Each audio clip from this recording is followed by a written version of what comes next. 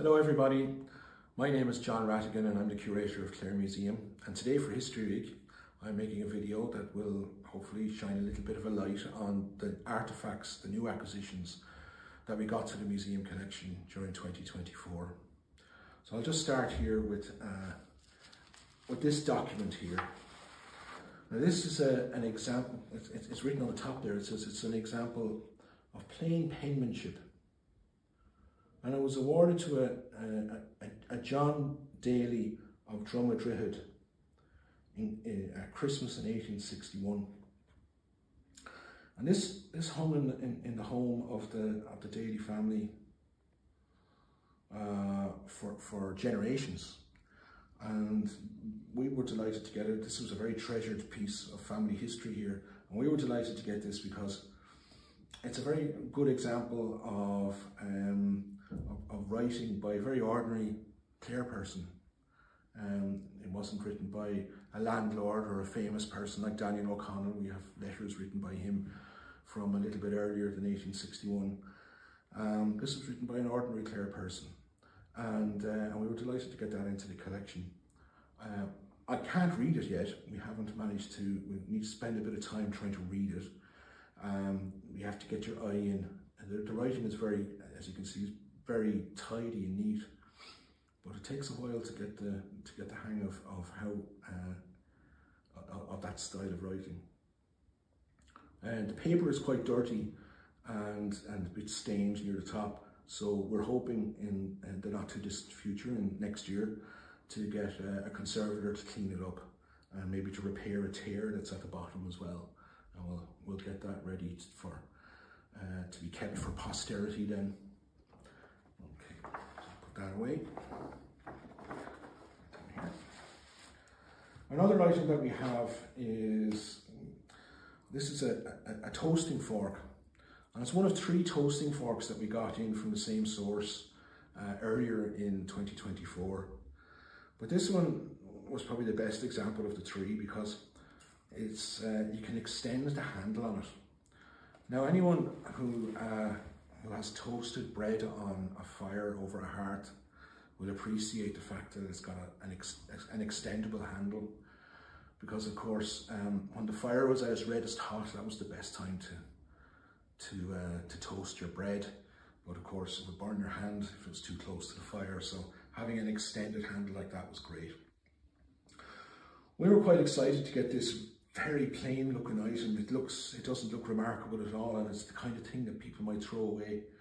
But we were delighted to get this because it was obviously made by a member of the travelling community.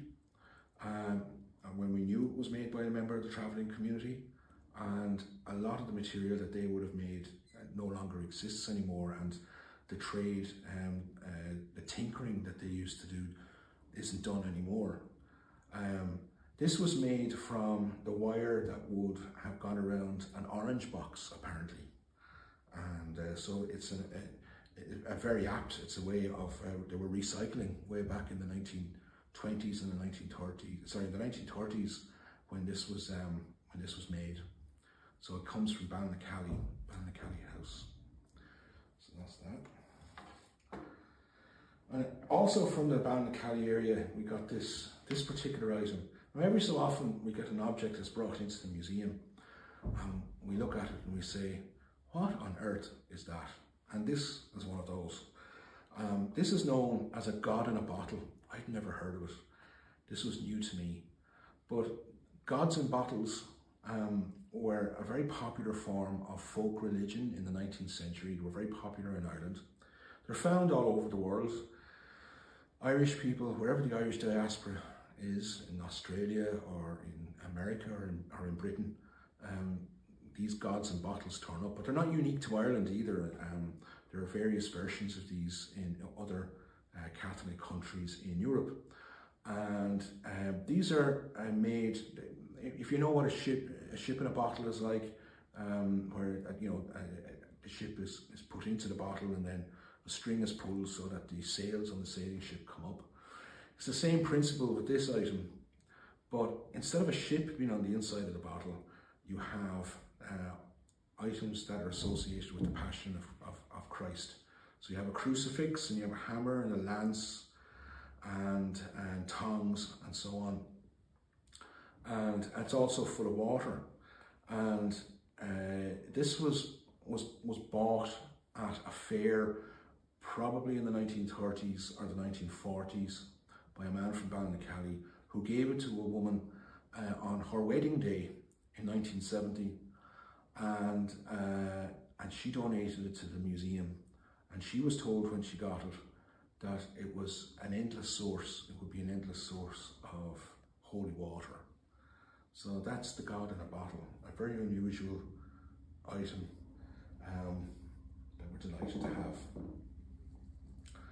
And there was a lady called, her name written down, Josephine O'Leary from Newmarket-on-Fergus, who was a great craftswoman in the 1940s.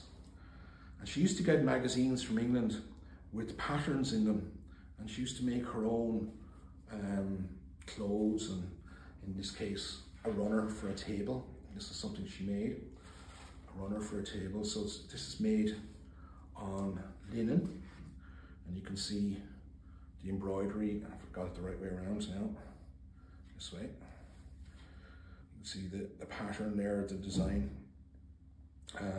It's embroidered into some linen, and this would have gone down the center of a table. And this was donated to the museum during the year in her memory by her daughter. But she also donated this mantilla, which we have no examples of these.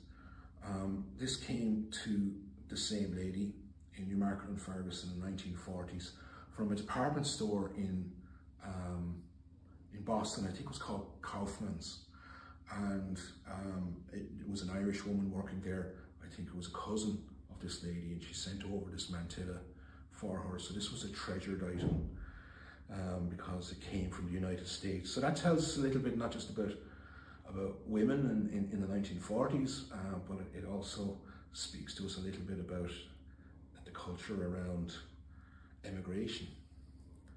And that's from Newmarket-on-Fergus. And Newmarket is one of the parishes and villages of Clare that's actually quite well represented in the Clare Museum collection. And just looking to see what I still have to show you. I think we have to take a look at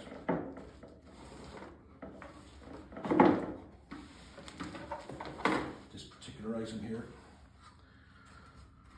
This is a helmet, and this helmet was worn by a man from Ennistimon. How many people knew that there was a mine in Doolin where phosphorus or phosphate was extracted in the 1930s and the 1940s? I certainly didn't know, but that's what happened.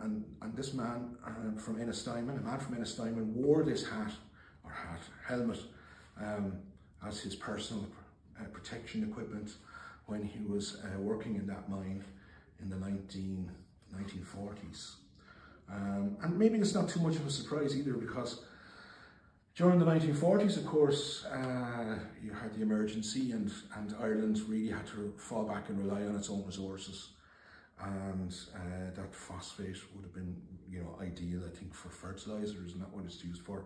So, I wasn't aware that there was a mine there. So there we go. We got, this is one of my favorites for the year. I'll take this up here now. This is an apron. An apron of medals worn by an Irish dancer. And the Irish dancer was Maura White. And Maura lived in Ennis until the 1950s, when she moved to Liverpool. And she's still alive in Liverpool. And her son, who has the famous name of John Kennedy, donated these to us during the summer. Maura was a great dancer, and we have a cup that came with this collection as well, from the Nick Raymond School of Dancing from 1957, 1958, also awarded to Mary, or Maura White. And and we're delighted to have that. So Maura's still hale and hearty, and if she's watching this now, we want to thank her for this great donation. So these are all catalogued now, this collection, and they're available for closer examination. So I think that's everything. That's a sample of the items that we were going to show. There's one other item actually over here. Get it over here for you now. And it's a ledger. It was a funny year for ledgers. We never got a ledger before in the museum collection. Nothing was ever donated to us, but we had 3 donated this year. And there's inquiries about donating 2 others. And most of the ledgers that we have are associated with businesses. For example, Bolton's shop, and I think it was a pub in Scariff. We have their ledger where people would buy things on tick, and it was recorded. And it's a great insight into the social history of a community. But this ledger is a little different, and it came to us late, and just in the last few weeks, and on the front of it, it has the name Colonel George Wyndham, and this is the rent register, or the rent ledger for Colonel Wyndham, and his agent probably used this to record the payments of rent on various plots of land all around County Clare, and my God, there was a lot of them. And they date back to 1847. That's the first date, which of course is a significant date in Irish history, because it's when the famine started to get real bad in Ireland and in Clare. And it was still in use up until about 1863.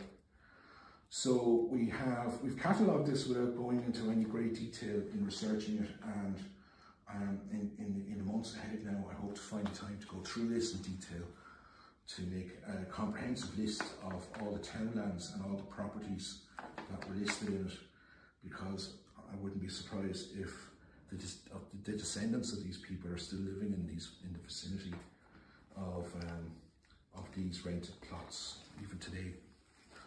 So that's it. That's a good overview of the collection and the items that were donated to the collection in 2024. If you're thinking about donating an object, this will give you an idea of the kind of items that we're looking for.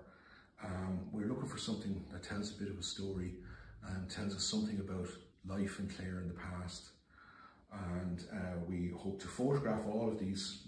Some of them, like the God in the Bottle, is already photographed and up on our website. But other items will be photographed in the years ahead, and they'll all go up on our website. And some of these items will go on display in the future as well. But the idea is to make everyone aware of what we have, so they can come in and see it at any time.